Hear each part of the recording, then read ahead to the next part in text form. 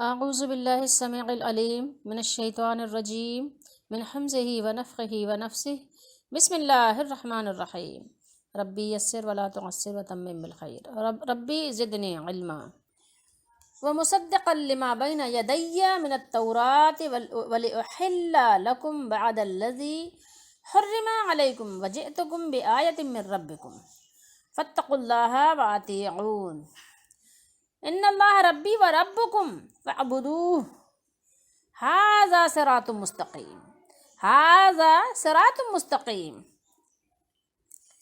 یہ دو آیات ہیں جو ہم نے آپ کے سامنے تلاوت کی 50 and 51 سورہ آل عمران کی، اور ترجمہ ہم دیکھیں گے احمد رضا کا۔ پارہ نمبر 3 ہے یہ۔ اور تصدیق کرتا آیا ہوں اپنے سے پہلی کتاب توریت کی۔ کیا فرما رہے ہیں؟ ومصدقن ہے یہ، ٹھیک ہے۔ لام کے ساتھ کے بعد آ گیا تو نون ساکن کے بعد جب لام آتا ہے تو وہ نون لام سے بدل جاتا ہے، جس کو ہم ادغام کہتے ہیں، مدغم ہو گیا وہ مصدقن لما، اور تصدیق کرتا آیا ہوں اپنے سے پہلی کتاب۔ اس سے پہلی کتاب کون سی تھی؟ جو کتاب کی شکل میں تھی وہ موسیٰ علیہ السلام کی کتاب توریت شریف تھی، یعنی اس کی تصدیق کر رہا ہوں، ٹھیک ہے، بتا رہا ہوں کہ یہ سچی کتاب ہے، اللہ کی طرف سے آئی ہے۔ اچھا، تورات اس کا نام ہے، ٹھیک۔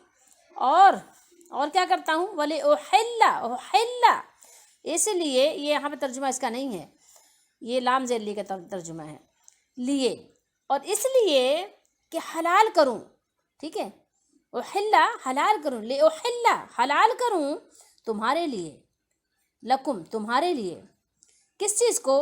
بعد الذی، کچھ وہ چیزیں جو تم پر حرام تھیں، ٹھیک ہے،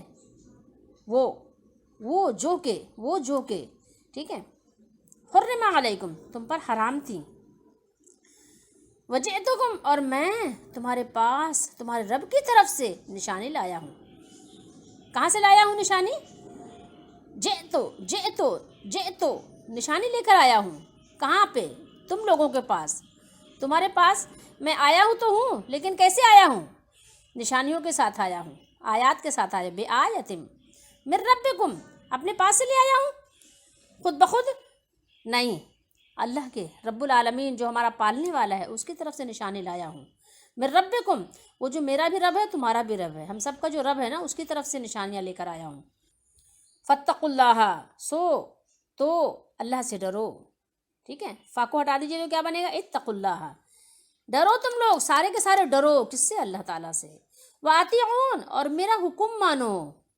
ان دو چیزوں کو ملا دیتے ہیں لوگ، ٹھیک ہے، جب جوش بیان عروج پر ہوتا ہے تو دو چیزیں ملا دی جاتی ہیں۔ اور میرا حکم مانو، ڈرو اللہ سے۔ حکم کس کا مانو؟ میرا حکم اس لیے مانو کہ اللہ سے ڈرو، میں ایسے ہی نہیں ہوں، میں اللہ کا نبی ہوں، مجھ سے اللہ تعالیٰ کی طرف سے لے کر آیا ہوں، جو کچھ کہوں گا اللہ کی طرف سے کہوں گا، اس لیے تمہیں میری فرما برداری کرنی ہوگی، ٹھیک ہے۔ ان اللہ، بے شک میرا تمہارا سب کا رب کون ہے؟ ربی اللہ، بلا شبہ میرا اور تمہارا سب کا رب کون ہے ہمارا پالنے والا؟ کون کھلاتا پلاتا ہے؟ کون ہنساتا ہے؟ کون سلاتا ہے؟ کون جھگاتا ہے؟ کون پرورش کرتا ہے؟ اللہ، وہ ہمارا بھی رب ہے اور تمہارا بھی رب ہے، میرا بھی رب ہے اور آپ کا بھی رب ہے، ہم سب کا رب ہے۔ وَرَبُّكُمْ فَاعْبُدُوهُ، تو اسی کو پوجو، ٹھیک ہے، تو اسی کی عبادت کرو، ٹھیک ہے، قبروں کی پوجا نہ کرو، اسی کی عبادت کرو۔ کس کی؟ یہ ضمیر کہاں جا رہی ہے؟ اللہ کی طرف، اللہ کی عبادت کرو، ٹھیک ہے، کسی اور سے نہ مانگو، مانگنا بھی عبادت ہے، ٹھیک ہے، کسی اور کو حاجت روا مشکل کشا نہ سمجھو، کیوں؟ اس لیے کہ اور کسی کے اندر یہ صلاحیت ہو بھی نہیں سکتی، اور یہ سارے جو امور ہیں وہ عبادت ہیں، اور عبادت اللہ کے سوا کسی اور کی جائز ہی نہیں ہے کسی بھی صورت میں۔ اگر کسی نے کر بھی لی تو کیا ہوگا؟ وہ مشرک ہو جائے گا، ٹھیک ہے، وہ 1,00,000 مرتبہ کلمہ پڑھے، 1,00,000 کلمہ پڑھ کے اپنے لیے رکھ لے تو اس کی مرضی ہے، لیکن جب تک کہ وہ اس حالت کو نہیں چھوڑے گا کہ وہ اللہ کے سوا کسی اور سے مانگنا، قبر سے مانگنا نہیں چھوڑے گا تو وہ مشرک ہی ہوگا۔ اللہ تعالیٰ ہم سب کو اپنی پناہ میں رکھے۔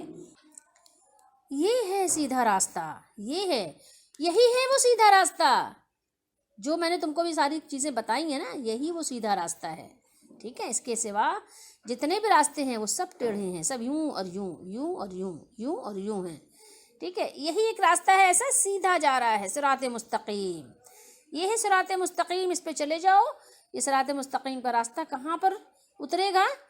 جنت میں، ٹھیک ہے؟ تو اسی راستے پر چلو، اللہ کے سوا کسی کی عبادت بھی نہ کرو، کسی کو پوجو بھی نہیں، اور ڈرو بھی صرف اللہ سے، وہی حقیقی مالک اور خالق ہے، ٹھیک ہے؟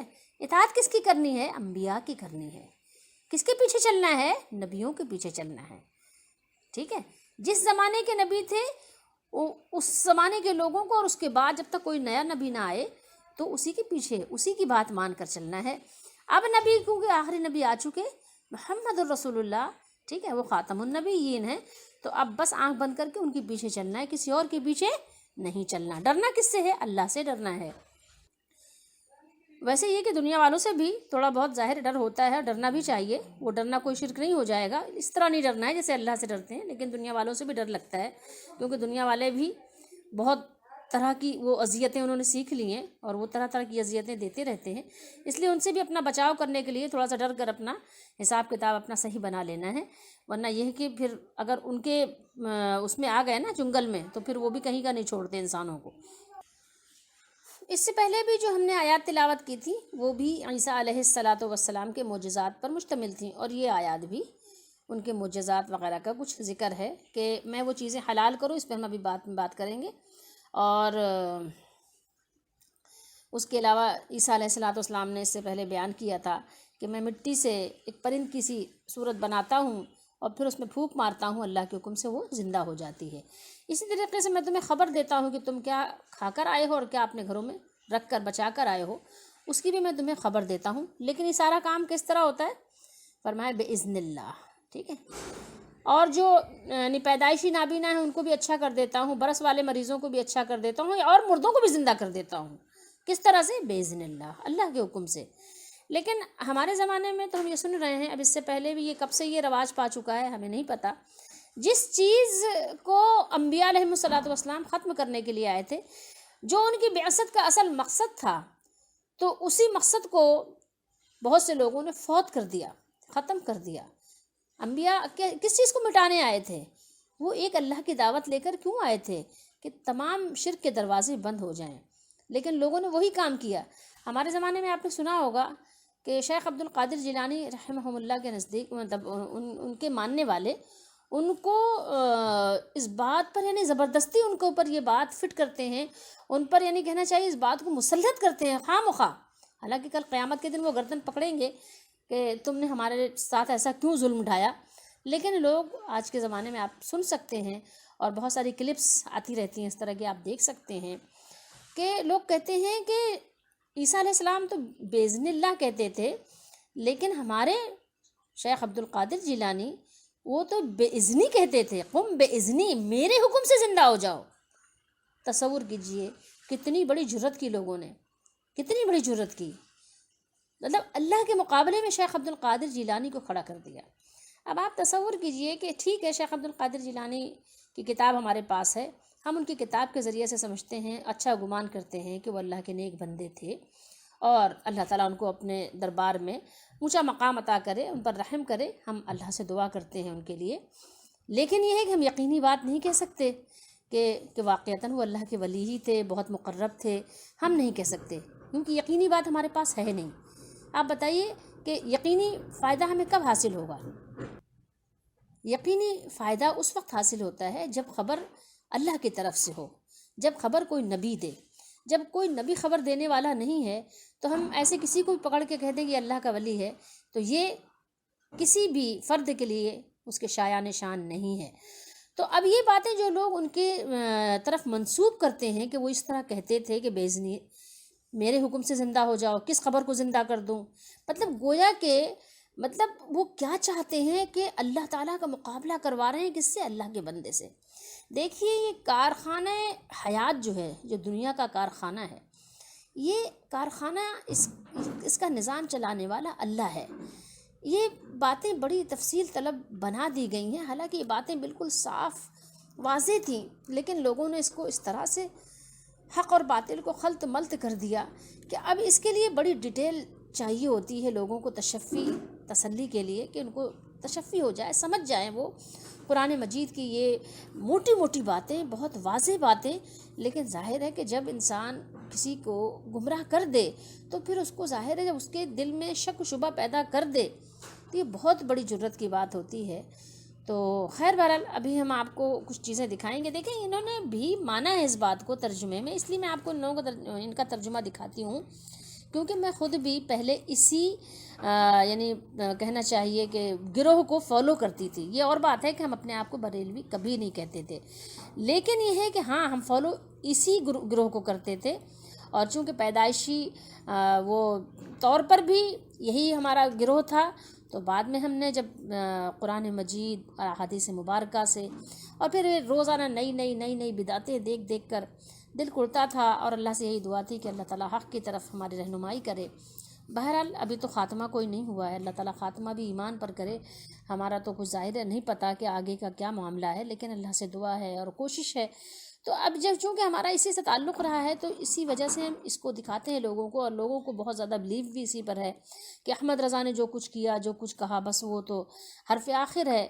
اور مطلب لوگ غلو کرنے پہ آئے تو کیا کچھ نہ کر گئے کہ وہ ان کو تو پتہ نہیں کیا کچھ سرٹیفکیٹ دے دیا ہے. بہرحال لیکن یہ کہ میں اس لیے ان کا ترجمہ دکھاتی ہوں کہ آپ دیکھ لو کہ ان کے ترجمے میں بھی یہی بات ہے.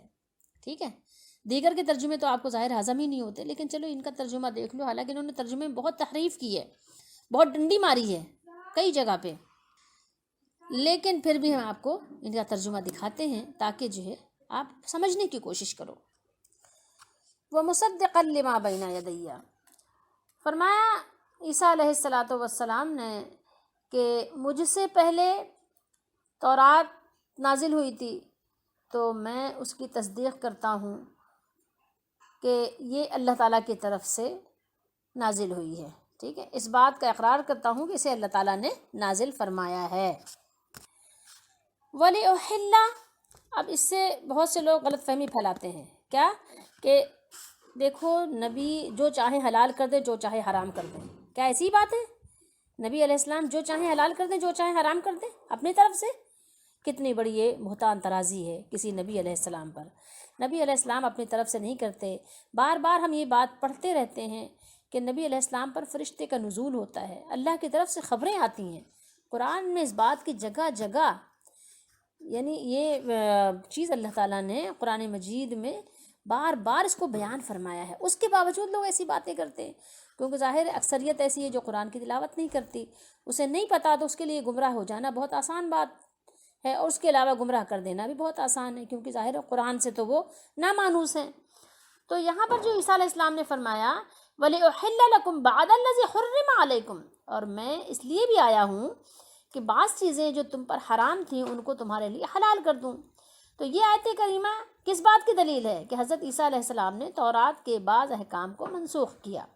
ٹھیک ہے، اور جس کے بارے میں وہ غلطی سے جھگڑ رہے تھے، کون جھگڑ رہا تھا؟ یہودی وغیرہ جھگڑ رہے تھے، تو اس کی صورتحال کو واضح کیا، جیسا کہ اللہ تعالیٰ نے ارشاد فرمایا ہے سورہ زخرف میں. فرمایا کہ وَلِأُبَيِّنَ لَكُمْ بَعْدَ الَّذِي تَخْتَلِفُونَ فِيهِ، اس لیے کہ بعض باتیں جن میں تم اختلاف کرتے ہو تم کو سمجھا دوں.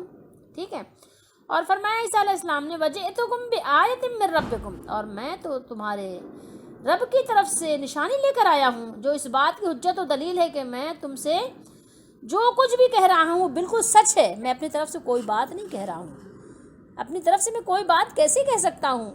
نبی پر تو ظاہر ہے اللہ تعالیٰ کی طرف سے فرشتہ آتا ہے، فرشتے کا نزول ہوتا ہے، خبریں آتی ہیں صبح و شام، دن و رات ان کے پاس خبریں آتی ہیں اللہ کی طرف سے. تو وہ جو بھی بات کہتے ہیں وہ اللہ کے حکم سے کہتے ہیں، اپنی طرف سے تو کوئی بات وہ کہتے ہی نہیں ہیں، اور وہ بھی دین میں.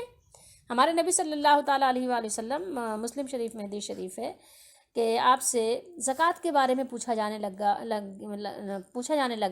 اونٹ کے بارے میں زکوٰۃ کا، اور بکری کے بارے میں، کھیتی باڑی کے بارے میں، اور اس کے علاوہ گھوڑے کے بارے میں آپ سب بیان فرماتے رہے. پھر گدھے کے بارے میں پوچھا صحابہ رضی اللہ تعالیٰ عنہ نے، تو آپ نے فرمایا اس کے بارے میں میرے پاس کوئی اللہ تعالیٰ کی طرف سے وحی نہیں آئی. آپ نے گدھے کے بارے میں کوئی بات نہیں بیان فرمائی. اگر آپ اپنی طرف سے بیان کرنا چاہتے تو کچھ بھی بیان کر دیتے، کوئی حکم اپنے قیاس سے بیان کر دیتے، کر سکتے تھے، نبی تھے، نبی وقت تھے، نبی آخر الزماں تھے، لیکن آپ صلی اللہ علیہ وسلم نے کوئی بات نہیں بیان فرمائی، اس لیے کہ اللہ کی طرف سے کوئی حکم نہیں تھا۔ تو آپ نے بتا دیا کہ اللہ کی طرف سے حکم نہیں ہے، میرے پاس ایسا کوئی حکم نہیں آیا اس کے بارے میں، گدھے کے بارے میں۔ تو عیسیٰ علیہ السلام نے بھی فرمایا وَجِئْتُكُمْ بِآیَةٍ مِّن رَبِّكُمْ، فرمایا اور میں تو تمہارے پاس رب کی طرف سے، اللہ کی طرف سے نشانی لے کر آیا ہوں، جو اس بات کی حجت بھی ہے، دلیل بھی ہے کہ میں تم سے جو کچھ کہہ رہا ہوں وہ بالکل سچ ہے، اپنی طرف سے کوئی بات نہیں کہہ رہا۔ اور پھر فرمایا فَاتَّقُوا اللَّهَ وَأَطِیعُونِ إِنَّ اللَّهَ رَبِّی وَرَبُّکُمْ فَاعْبُدُوهُ، تم اللہ سے ڈرو اور میرا حکم مانو، حکم نہیں، میرا کہا مانو، میری فرما برداری کرو، ٹھیک ہے، میری فرما برداری کرو، کیونکہ نبی کا جو حکم ہوتا ہے وہ اللہ کا حکم ہوتا ہے، نبی اپنی طرف سے کوئی بات نہیں کہ، تو نبی جو بھی کہیں نبی کی فرما برداری کرو، اس کو بجا لاؤ، نبی جو کچھ کہیں اس کو فوراً کیا کرو، تعمیل حکم کے لیے فوراً آمادہ ہو جاؤ، فوراً راضی ہو جاؤ، فوراً سر تسلیم خم کر دو۔ تو فَاتَّقُوا اللَّهَ وَأَطِیعُونِ، فَاتَّقُوا اللَّهَ وَأَطِیعُونِ، اللہ سے ڈرو اور میری بات مانو، میرا کہا مانو، میری اطاعت کرو، کچھ شک نہیں کہ اللہ ہی میرا اور تمہارا رب ہے۔ کیا فرمایا؟ ان اللہ ربی و ربکم، بے شک، انا کا کیا ترجمہ کریں گے؟ انا یہ تاکید کے لیے ہوتا ہے نا، تاکید اور یقین کا فائدہ دیتا ہے، ٹھیک ہے، انا اور انا یہ یقینی فائدہ دیتے ہیں کہ فرمایا عیسیٰ علیہ السلام نے کہ میرا اور تمہارا کوئی شک والی بات نہیں ہے اس میں، بلا شک و شبہ ایک یقینی بات ہے کہ میرا بھی رب، یعنی میرا پالنے والا بھی وہی ہے، ٹھیک ہے، میں خود بخود نہیں پل رہا ہوں۔ عیسیٰ علیہ السلام نے یہ بات واضح کر دی کہ میں خود بخود نہیں پل رہا ہوں، جان لو کہ میرا بھی مالک، میرا بھی پالن ہار کون ہے؟ وہی میرا رب ہے جو تمہارا ہے۔ جیسے تم اپنے رب کے حاجت مند ہو، محتاج ہو، ایسے میں بھی اپنے رب کا حاجت مند ہوں، ایسے ہی حاجت مند ہوں جیسے تم ہو، ٹھیک ہے، سمجھ رہے ہیں بات کو؟ میں بھی اپنے رب کا ایسے ہی حاجت مند ہوں جیسے تم اس کے محتاج ہو۔ ان اللہ ربی و ربکم، کہ وہ اس بات کو اچھی طرح جان لو کہ وہ میرا بھی وہی رب ہے اور تمہارا بھی وہی رب ہے۔ تو ہمیں اور آپ کو کیا کرنا چاہیے؟ فاعبدوہ، فاعبدوہ، میں بھی اس کی عبادت کرتا ہوں، ٹھیک ہے، کوئی شک والی بات نہیں ہے، اور تم لوگ بھی اسی کی عبادت کرو، ٹھیک ہے، اسی کی بندگی کرو، فاعبدوہ، ٹھیک ہے، اسی کی عبادت کرو، اس کی عبادت میں کسی کو شریک نہ ٹھہراؤ، اس کی عبادت کرنے اور اس کے سامنے عجز و انکسار کرنے کے اعتبار سے میں اور تم سب برابر ہیں، ٹھیک ہے، ھذا صراط مستقیم، ھذا یہی وہ راستہ ہے جو سیدھا ہے، یہی سیدھا، بالکل سیدھا راستہ ہے۔ ایک چیز دیکھیے آیت نمبر 49 میں، یہ سورہ آل عمران میں، وَرَسُولًا إِلَىٰ بَنِي إِسْرَائِیلَ، کیا فرمایا عیسیٰ علیہ السلام نے؟ یہ دیکھیے، اور بنی اسرائیل کی طرف رسول ہوگا، یہ رسول کدھر ہوں گے؟ بنی اسرائیل کی طرف یہ رسول ہوں گے، کون؟ عیسیٰ علیہ السلام، ٹھیک ہے، یہ خبر دی ہے اللہ تعالیٰ نے عیسیٰ علیہ السلام کے بارے میں، اور پھر عیسیٰ علیہ السلام کے اقوال کو یہاں پر نقل فرمایا اللہ تعالیٰ، انی قد جئتکم بآیۃ من ربکم، ٹھیک ہے۔ تو اب ذرا یہاں غور کیجئے گا کہ عیسیٰ علیہ السلام کے بارے میں اللہ نے، قرآن نے خبر دی، اور خود عیسیٰ علیہ السلام نے اس کا اعتراف کیا ہے کہ میری نبوت کا دائرہ بنی اسرائیل تک محدود ہے۔ اب تو پھر عیسائیوں کو تھوڑی دیر کے لیے سوچنا چاہیے، جو عیسائی مبلغین ہیں ان کو سوچنا چاہیے کہ بنی اسرائیل کے علاوہ کسی اور کو دعوت عیسائیت دینا جو عیسیٰ علیہ السلام کی ہدایت ان کے خلاف ورزی ہے کہ نہیں؟ انہوں نے تو خود ہی بتایا کہ میں تو بنی اسرائیل کی طرف رسول ہوں، آگے تو پھر ظاہر ہے اگلی امت کے لیے اگلے نئے رسول تشریف لائیں گے، ٹھیک ہے، میری رسالت کا دائرہ تو بنی اسرائیل تک محدود ہے۔ تو جو لوگ یعنی جو عیسائی ہیں آج تک عیسائیت سے چمٹے ہوئے ہیں اور اس کے علاوہ لوگوں کو دعوت بھی دے رہے ہیں عیسائیت کی، تو وہ تو خود اپنے نبی کے خلاف، حکم کے خلاف ورزی کر رہے ہیں، اور اپنے نبی کی دی ہوئی خبر کی کیا کر رہے ہیں؟ وہ تکذیب کر رہے ہیں، جھٹلا رہے ہیں۔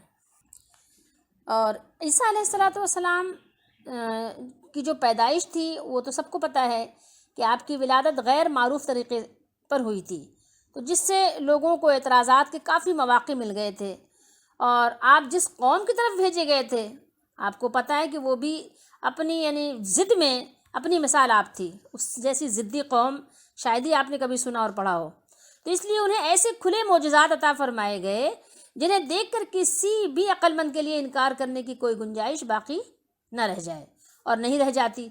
قرآن کریم ان معجزات کو بڑی وضاحت سے بیان فرما رہا ہے اور ان کو لفظ آیت سے تعبیر کیا ہے۔ لفظ آیت یعنی جو کسی کو پہچاننے کی کھلی نشانی ہو، ٹھیک ہے، جس کے بعد شک و شبہ کی گنجائش نہ رہے۔ یہ معجزات جو یہاں بیان ہوئے، جو ہم نے آپ کو سنائے پڑھ کر، 5 قسموں پر مشتمل ہیں۔ نمبر 1 ہے مٹی سے پرند کی صورت بنانا، تصویر بنا کر اس میں پھونک مار کر زندہ کر دیا کرتے تھے وہ۔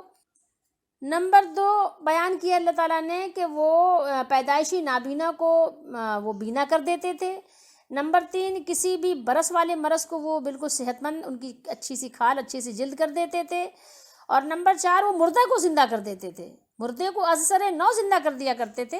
اللہ تعالیٰ حکم دیتا تھا کہ آپ یعنی زندہ کر کے دکھا دیں، ان کو مرے ہوئے کو زندہ کر کے دکھا دیں، یہ مر گیا ہے، آپ ان کو دکھا دیجئے زندہ کر کے، ان کو معلوم ہو جائے کہ اللہ تعالیٰ کی تائید کس کو حاصل ہے، نبی کو حاصل ہے کہ نہیں، کہ اگر اللہ کے نبی نہ ہوتے تو کیسے یہ کام کرتے۔ اللہ تعالیٰ نے حکم دیا اور انہوں نے اللہ کے حکم سے ایسا کر کے دکھا دیا، ٹھیک ہے۔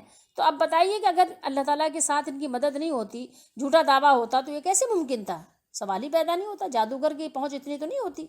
آج بھی دنیا میں جادوگر بہت ہیں، آپ دکھائیں، آپ ان سے کہیں، ویسے تو اپنے مارے کو وہ زندہ کر دیتے ہیں، ایسے جھوٹ موٹ دکھاتے ہیں کہ یہ اس کو مار دیا، اور کہتے ہیں دیکھو، لوگوں کو دکھاتے ہیں نا، فریب دیتے ہیں، دھوکہ دیتے ہیں کہ دیکھو ایک شخص کو کہتے ہیں لے آؤ، اس کو میں ماروں گا اور زندہ کر دوں گا، ٹھیک ہے۔ تو ایک مثال ہے نا، بلکہ بڑی اچھی سی، کہ کسی نے اس طرح سے کوئی یعنی دھوکہ دے رہا تھا لوگوں کو، تو اس نے کیا کیا، جادوگر کے کسی بندے کو مار دیا، اس کی گردن کاٹ دی، اس کا کہا اب اس کو زندہ کر دو، اب اس کو زندہ کر دو، تو نہیں کر سکے وہ، کیونکہ ظاہر ہے وہ جادو تھا، جادو کرتے تھے، تو کسی مرے ہوئے کو تو جادوگر کو کبھی بھی زندہ نہیں کر سکتا، ٹھیک ہے۔ ہاں اپنے مارے کو کر سکتا ہے، جس کو وہ جھوٹ موٹ مارتا ہے اور اس پہ جلاتا ہے، تو وہ تو لوگوں کو دھوکہ دینے کے لیے ہے نا۔ اسی طرح وہ دھوکہ دیتے ہیں، فریب کرتے ہیں، کیا کرتے ہیں، کاغذ کا روپیہ بنا دیتے ہیں، یا کسی چیز کو بھی کچھ بھی بنا دیتے ہیں، رومال کو وہ پرندہ بنا دیتے ہیں۔ تو اب آپ بتائیے کہ ان سے کہیے کہ آپ بہت سارے کاغذ کا روپیہ بنا لو، آپ کو یہ کرشمہ سازی کی ضرورت ہی نہیں پڑے گی، لیکن وہ ایسا نہیں کر سکتے۔ وہ تو صرف ایک دھوکہ ہے جو تھوڑی دیر کے لیے لوگوں کو اپنے دھوکے سے فریب میں مبتلا کر دیتے ہیں، اور بس۔ لیکن نبی علیہ السلام کی شان اس سے بہت بلند ہوتی ہے، ٹھیک ہے، جادو سے اس کا کوئی تعلق ہوتا ہی نہیں ہے۔ تو یہ میں نے آپ کو اب یہاں پہ 4 قسمیں بتائیں جو قرآن مجید میں بیان ہوا ہے، تو مطلب آپ کو میں نے اس کی نشاندہی کر کے دکھایا۔ تو یہ 4 قسمیں ہو گئیں۔ اب جو ہے 4 قسمیں کیا ہیں، یہ 4 قسمیں عملی معجزات کی تھیں، ٹھیک ہے، جو عملی طور پر آپ معجزہ یعنی یہ کر کے دکھا دیتے تھے اللہ کے حکم سے۔ اور 5ویں قسم علمی معجزے کی تھی، ٹھیک ہے۔ علمی کس طرح سے، یعنی وہ خبریں دیتے تھے جو کسی کوئی تصور میں بھی نہیں لا سکتا، کہ بھیا کیا کچھ کھایا ہے آپ نے، آپ کے پیٹ میں کیا کیا ہے، آپ نے کون سا ساگ کھایا ہے، اور کون سا آپ نے مکھن کھایا ہے، ٹھیک ہے، آپ نے مکھن کس کمپنی کا خریدا ہے، کون سا مکھن آپ نے کھایا، وہ پھر کتنا کھایا، کتنا گھر میں رکھ کے آئے، ٹھیک ہے، کون سا آپ نے گوشت کھایا ہے، مطلب کیا کچھ کھایا ہے، کیا کچھ گھر میں رکھ کے آئے ہیں۔ یہ تو انسان مطلب ابھی بھی شاید اتنا کچھ سائنس کی ترقی کر لینے کے باوجود بھی ابھی کوئی بھی ایسا انسٹرومنٹ ایجاد نہیں ہوا کہ وہ کوئی ایجاد کر کے بتا دے کہ ہاں گھر میں کیا رکھ کر آئے ہیں اور کیا کیا کھا کر آئے ہیں، ہاں کس کوانٹٹی میں کیا کیا آپ نے اپنے پیٹ میں معدے میں ڈالا ہے، شاید ابھی بھی کوئی بالکل پرفیکٹ طریقے سے کوئی نہیں بتا سکتا، جس طریقے سے عیسیٰ علیہ السلام خبر دیتے تھے۔ تو یہ آپ کا یہ علمی معجزے کا اظہار تھا کہ بندہ عاجز آ جائے کہ یار میں نے کیا کیا کھایا، کیا کیا گھر میں رکھا، کسی کو بھی نہیں پتا، کوئی کیمرہ بھی نہیں لگا وہاں پر، یہ کیسے بتا دیتے ہیں۔ یہ یقیناً وہ مالک جو باخبر ہے، ہر چیز سے خبردار ہے، وہ اپنے نبی کو اس بات کی خبر دیتا ہے، اور یہ تصدیق ہے اس بات کی کہ اللہ کے نبی ہیں، یہ ایسی خبر ہمیں دیتے ہیں۔ تو یہ سارے معاملات جو تھے یہ امور انسانی قدرت سے باہر تھے، ٹھیک ہے، انسانی عقل و فہم سے باہر تھے، وہ ایسے کام عیسیٰ علیہ السلام کر کے دکھاتے تھے اور ایسی ایسی خبریں دیتے تھے۔ تو اس لیے بہت زیادہ قوی اندیشہ تھا کہ شاید لوگ حضرت عیسیٰ علیہ السلام کو اللہ ماننے لگیں، اس لیے عیسیٰ علیہ السلام بار بار اس بات کو ان کو ذہن نشین کراتے تھے کہ باذن اللہ باذن اللہ باذن اللہ، یعنی تم اس کا یعنی اچھی طرح یعنی اس کو سوچ سمجھ کر یعنی اس کو مشاہدہ جو کر رہے ہو اپنے ذہن میں بٹھا لو کہ یہ جو کچھ بھی تم دیکھ رہے ہو ظہور ہو رہا ہے معجزہ، تو اس کا فاعل حقیقی اللہ ہے، رب العالمین ہے۔ اور اس نے جو ہے میرے ذریعے سے تم کو یہ چیزیں اللہ تعالیٰ نے یعنی سکھانے کا ارادہ فرمایا ہے کہ نبی علیہ السلام کے ذریعے سے یہ چیز سیکھ لو کہ اللہ کے سوا کوئی الہ نہیں ہے، وہی مالک ہے، وہی خالق ہے، وہی رازق ہے، وہی سب کچھ غائب اور حاضر کا جاننے والا ہے، اور وہ جس وقت جس کے لیے جو کچھ چاہتا ہے تو وہ سکھانے کے لیے نبی کو مبعوث فرماتا ہے تاکہ لوگ راہ راست پر آ جائیں اور تمام طرح کی یعنی شرک اور کفر سے تائب ہو جائیں۔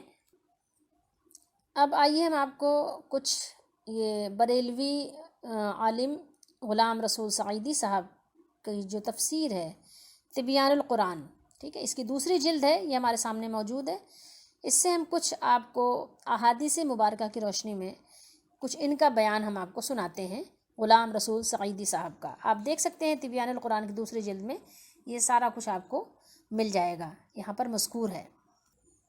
یہاں پر یہ بیان کرتے ہیں، بات سمجھنے کے لیے ہمارے لیے پڑھنا بھی ضروری ہے اور سمجھنا بھی ضروری ہے اور سننا بھی ضروری ہے، کیونکہ بات یہ ہے کہ ہم آخرت میں کامیاب ہونا چاہتے ہیں۔ اگر کامیاب ہونا چاہتے ہیں تو ہمیں قرآن و حدیث کا علم ہمارے لیے لازم و ملزوم ہے۔ تو یہ نبی کریم صلی اللہ تعالیٰ علیہ وآلہ وسلم کا جو مناظرہ ہوا تھا نجد کے جو عیسائی تھے، نجران، ٹھیک ہے، تو نجد نہیں، نجران کے جو عیسائی تھے، تو ان سے رسول اللہ صلی اللہ علیہ وسلم نے حضرت عیسیٰ علیہ السلام کے متعلق مناظرہ کرتے رہے، ٹھیک ہے۔ وہ لوگ کیا کہتے تھے؟ ظاہر باطل آپ کو پتہ ہے ایک بات نہیں کہتا، مختلف باتیں کہتا ہے، حق ہمیشہ ایک ہی ہوتا ہے۔ تو کہتے کہ حضرت عیسیٰ علیہ السلام نجران کے جو عیسائی تھے وہ کہتے تھے، وہ کبھی کہتے کہ حضرت عیسیٰ علیہ السلام اللہ ہیں، نعوذ باللہ، کبھی کہتے وہ اللہ کے بیٹے ہیں، نعوذ باللہ، اور کبھی کہتے کہ وہ تین میں سے کے تیسرے ہیں، ٹھیک ہے، نعوذ باللہ، ٹھیک ہے۔ تین میں کے تیسرے کون؟ اللہ اور بی بی مریم دوسری، اور تیسرے عیسیٰ علیہ السلام، نعوذ باللہ۔ اور رسول اللہ صلی اللہ تعالیٰ علیہ وآلہ وسلم ان کو یہ بتاتے کہ اللہ تعالیٰ کی یہ صفات ہیں اور یہ صفات یعنی اللہ کی صفات بیان کرتے، حضرت عیسیٰ علیہ السلام میں نہیں ہے، ٹھیک ہے۔ جیسے کھانا ہی کھانا ہے، قرآن میں اللہ نے سورہ آل عمران میں ہی بیان کیا کہ عیسیٰ علیہ السلام کھانا کھاتے تھے، اب جو کھانا کھاتا ہے وہ نبی نہیں ہے۔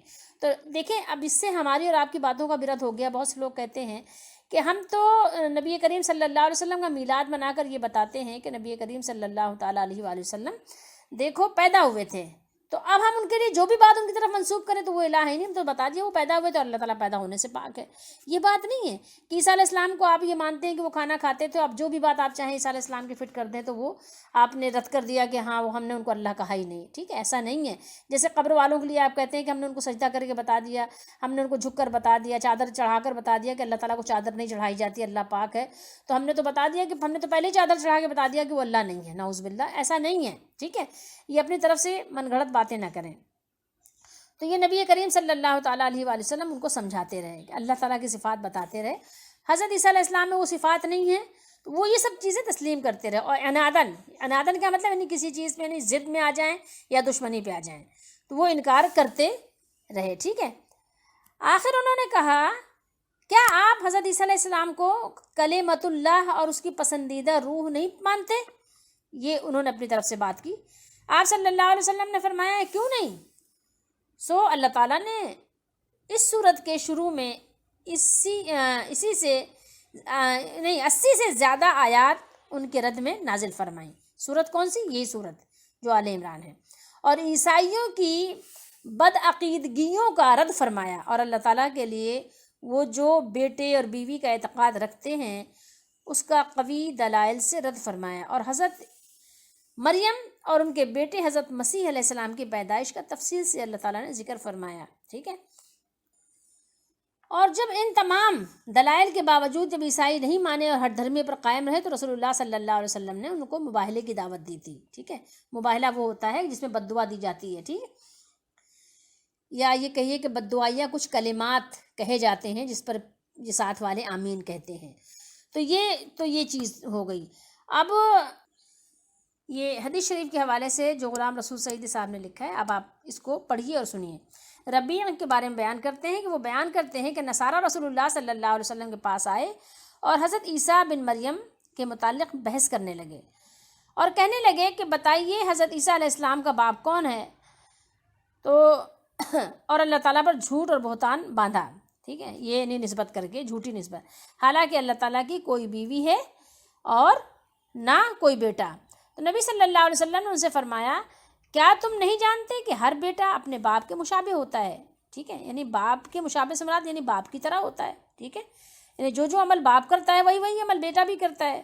انہوں نے کہا کہ کیوں نہیں، یعنی بے شک ایسا ہے، ٹھیک ہے، یعنی باپ اگر کھاتا ہے تو بیٹا بھی کھاتا ہے، باپ سوتا ہے تو بیٹا بھی سوتا ہے، باپ پڑھتا ہے بیٹا بھی پڑھتا ہے، یعنی اس طرح کی چیزیں آپ، ٹھیک ہے، باپ بیمار ہوتا ہے بیٹا بھی بیمار ہوتا ہے، تو بیٹا جو ہے باپ کے مشابہ ہوتا ہے۔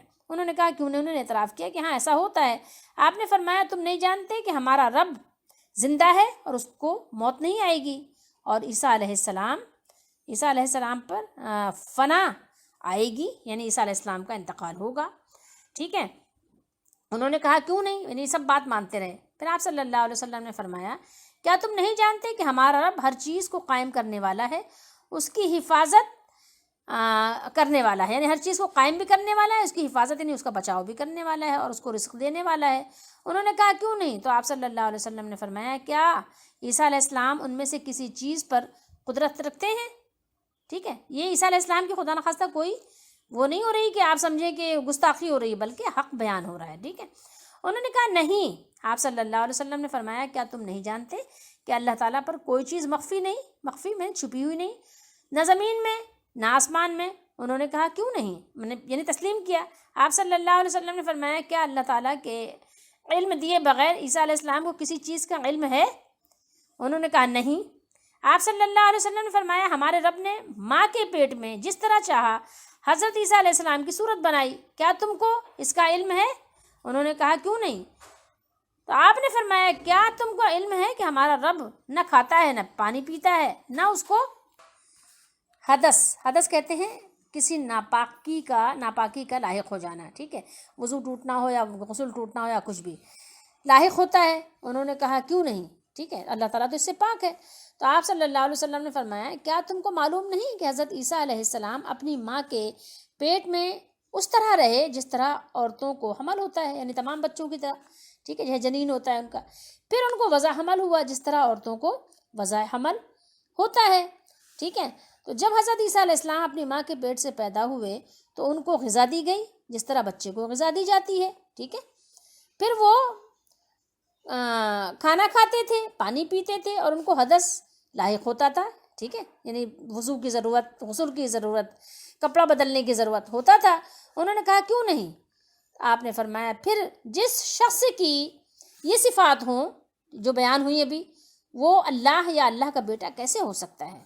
آپ پہلے فرما چکے تھے نا کہ ہر بیٹا باپ کی مشابہ ہوتا ہے، تو یہ تو اللہ تعالیٰ کی کوئی مشابہت ہوئی نہیں، عیسیٰ علیہ السلام کی یہاں پر بات ہو گئی۔ اور آپ نے جو بعد میں تقریر کی اس سے واضح ہو گیا کہ ممکن واجب کے، حادث قدیم کے اور محتاج مستغنی کے مشابہ نہیں ہو سکتا۔ یہاں اس کو آپ تھوڑا سمجھ لیجئے، شاید ممکن واجب، ممکن ایک چیز ممکن ہے اور ایک چیز واجب ہے، تو ممکن اور واجب دونوں ہم پلہ نہیں ہو سکتے، ٹھیک ہے۔ حادث یعنی جو چیز ایک پیدا ہو گئی پہلے نہیں تھی، اور قدیم وہ جو ہمیشہ سے ہے، تو یہ دونوں چیز مشابہ نہیں ہو سکتے۔ اسی طریقے سے محتاج اور مستغنی، ہم اللہ کے محتاج ہیں، اللہ تعالیٰ تو غنی ہے، اس کو تو ہماری کوئی حاجت نہیں ہے، لیکن اللہ تعالیٰ کہ ہم محتاج ہیں، تمام مخلوق اس کی محتاج ہے، یا ایھا الناس انتم الفقراء۔ تو بتائیے دونوں چیزیں کیسے مشابہ ہو سکتی ہیں؟ نہیں ہو سکتی۔ تو یہ چیزیں انہوں نے بیان کی کہ نہیں ہو سکتا ایسا۔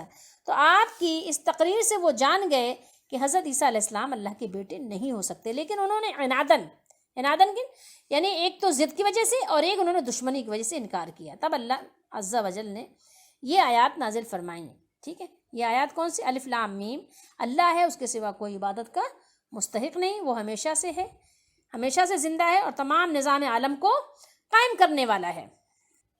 مزید یہاں غلام رسول سعیدی صاحب نے لکھا لہٰذا سب اس کے محتاج ہیں، وہ کسی کا محتاج نہیں، جیسے کہ اللہ تعالیٰ نے خود قرآن میں فرمایا۔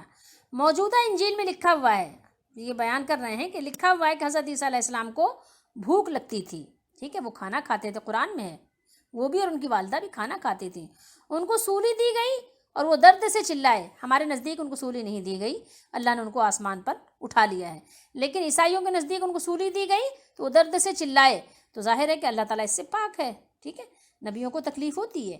اچھا، ظاہر ہے جس کا یہ حال ہو وہ خدا نہیں ہو سکتا، یہ انہوں نے لکھا ہوا ہے، ٹھیک ہے۔ ان کو پڑھ لینے کے بعد میرا خیال میں کہ شاید ہی کوئی ذی شعور عقل والا انسان اپنے زمانے کے یہ لوگوں کو جن کو بزرگ بنایا، وہ کوئی کہے کہ ہاں کسی بزرگ نے 20 دن نہیں کھایا، 40 دن نہیں کھایا، یہ کوئی ایسا ممکن ہی نہیں ہو سکتا۔ جب نبی علیہ السلام نے کھایا، نبی علیہ السلام کو بھوک لگتی تھی، وہ کھانے کے حاجت مند تھے، تو پھر کسی اور کی تو بات ہی آپ چھوڑ دیجئے۔ اللہ ہے کہ بے نیاز ہے، اس کو کسی چیز کی حاجت نہیں۔ وَهُوَ يُطْعِمُ وَلَا يُطْعَمُ، ٹھیک ہے، وہ سب کو کھلاتا ہے اور وہ کھلایا نہیں جاتا، ٹھیک ہے۔ تو یہ ساری جو اللہ تعالیٰ کی صفات ہیں، وہ اللہ کے کسی بندے میں اس کو تسلیم نہیں کیا جا سکتا۔ اس لیے ہمارے لیے عافیت اسی میں ہے کہ ہم اللہ تعالیٰ پر ایمان لائیں، ویسے جیسے کہ اللہ تعالیٰ نے حکم دیا، اور انبیاء علیہ السلام کے طریقے پہ چلیں، اور اپنے نبی محمد رسول اللہ صلی اللہ تعالیٰ علیہ وآلہ وسلم کو سنتوں کو اختیار کریں۔